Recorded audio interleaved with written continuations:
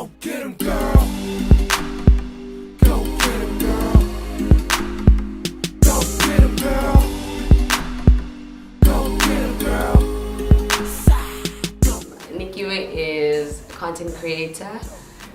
Also a hair blogger for On Your Crown. I'm also a content producer for The Stylista. So I just wanted to create something different, where ladies can be bold and do creative hairstyles and not be scared of anyone else, actually, because I think a lot of people are scared of what people are going to say. So I just wanted to create a platform where I showcase women that are owning it, that are proud of their differentness, and make it acceptable to the society.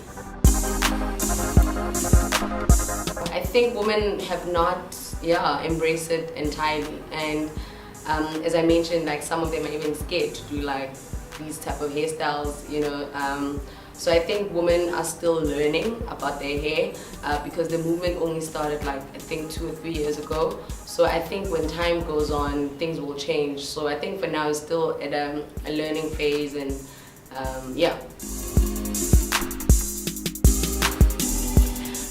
the Benny and Betty obviously was inspired by the book that we used to read at school, and the hairstyle as well played a huge role in school, because that's what we used to have when we went to school, because we're not allowed to do all these crazy hairstyles. So Benny and Betty was the acceptable hairstyle. So I just wanted to evolve it into a creative hairstyle, just to show different ways of doing it, and also not to keep the hairstyle alive, because as we grow, as we change, we forget some of these things. So I just wanted to keep that hairstyle alive by showing how you can make it into a different hairstyle. Yeah, definitely. Hair is very political. I think it's so deep. I don't know why people take it like it's not that deep. I mean, hair is hair. Some people decide, I'm tired of relax, I have some burn scars, I don't want to do that, and I'm changing to afro. And sometimes you just want to, maybe you're going to an event or there's a wedding and you want to look pretty, then decide to wear a weave. That's fine. I don't think we should make it a political thing. We must just accept each other for who we are, and not judge each other by our hair. Well, it came about, actually I was a campaign manager for it at the Stylista.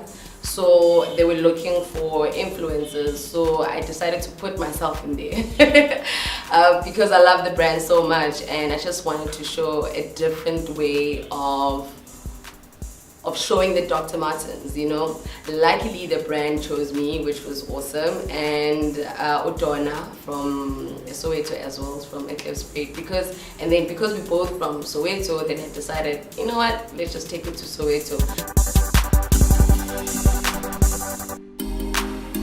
That's a good question, actually, because a lot of people want to be interviewed, and I'm like, your hair is not bold enough. So the whole point is to interview people that have crazy bold hair, because to find out what's the inspiration behind it. And when I started off with people that I knew, Young Moonchild, Elo, Ibokwe, and other guys that I saw on Instagram that had, different hairstyles. So people that I interview, people that have different hairstyles, because they've got a story to tell, and I think they always get judged by people, or people don't understand why they did what they did. So I just provide that platform so that they can explain why they have blue hair, or they have green hair, or they have crazy cornrows in their hair.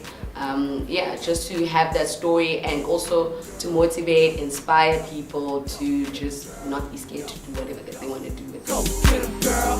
Go. The fashion side, like I studied, a lot of people may don't know, but I studied clothing management, which is like it's like fashion but business, small business, but we used to sew, we used to do all of that. My love of fashion just started there in varsity, and it just evolved. It evolved to hair, which is part of your fashion, And then as time went along, I met up with cool people that cycled. And I used to cycle when I was young, but it wasn't, as serious. Like, it was just cycling for fun.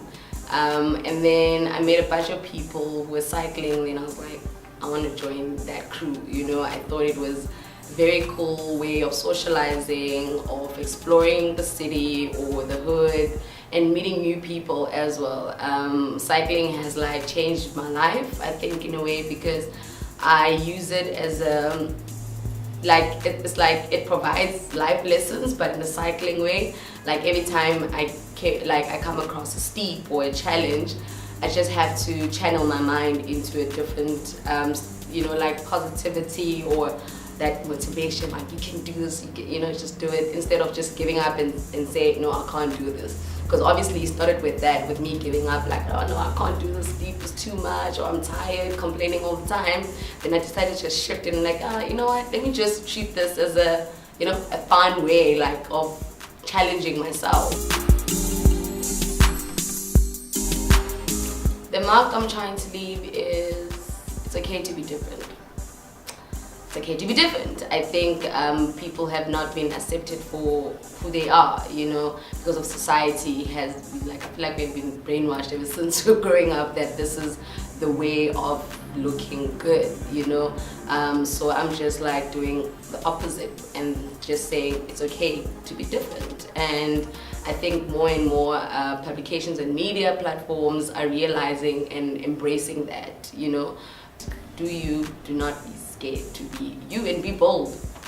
That's the only way that you'll enjoy life, actually, because now you're out of your comfort zone. So yeah, that's the mark that I'm trying to leave.